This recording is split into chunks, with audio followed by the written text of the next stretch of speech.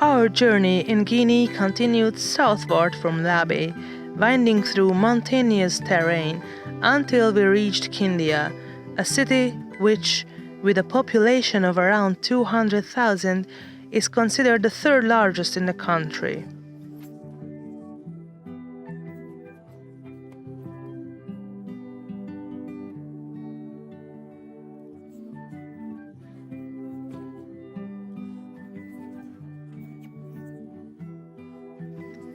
Finally, we had a shorter day's drive, but one rich in sights and experiences.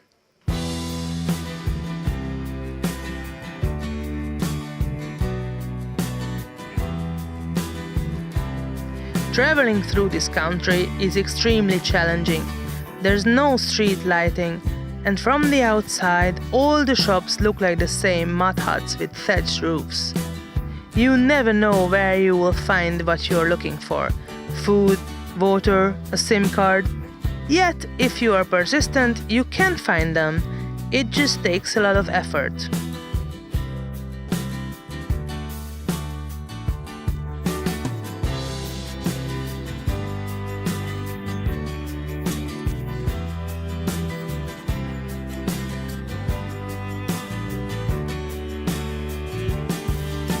By the afternoon, we were covered in dust and completely worn out, including our sense of humor.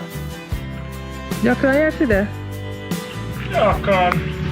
Várod a buszt? Január 4-én jön egy busz, február 7, most várom a március 9-ét, a február 7-ét lekészítem. De jó ez!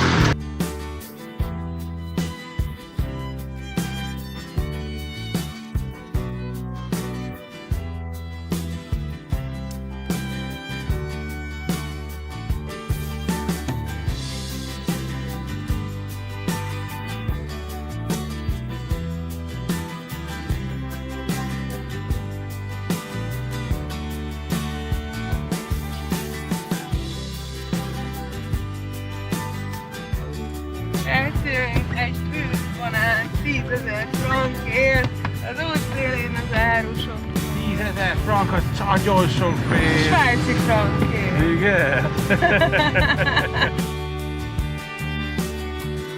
Just before reaching our destination, we stopped by another stunning waterfall called the Bride's Veil. The pool here was much shallower than the one in the Fellow, but once again, cheerful Bamako travelers were happily soaking in it. The local children stared at the drone just as intently as the drone stared at them.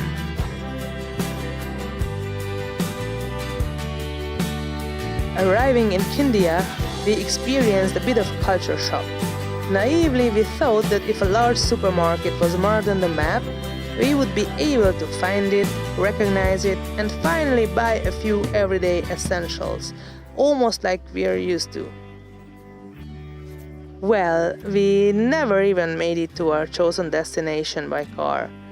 We stopped in the thick of it, at a dusty intersection, got out, and tried to continue on foot.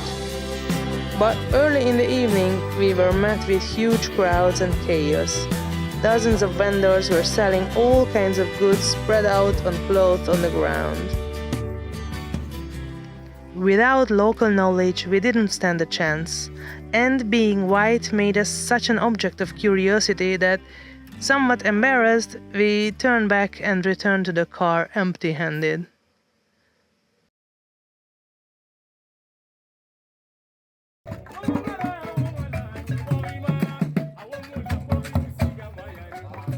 Our camp that night was an actual campsite, which meant proper toilets and cold beer, but we filled it to many times its intended capacity. Only about a third of the rally team fit inside the fence, and we were among them. Still, it felt like being packed into a sardine can.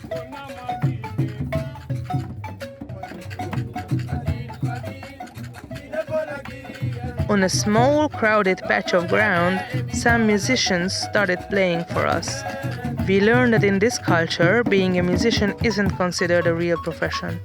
Those who chose it, even from within a family, risk being disowned and cut off from their inheritance.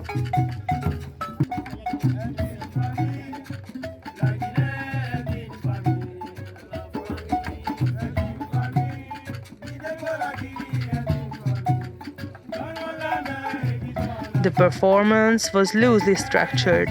Even security guards or anyone who felt like it could jump in to drum or sing.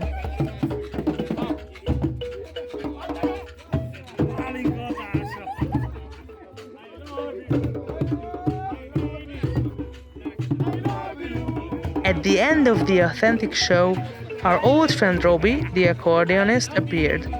He joined forces with the percussionists, and what followed was a fusion performance that blended Guinean rhythms with Hungarian gypsy wedding music. It turned into a truly unique party, one that pulled in many of us completely.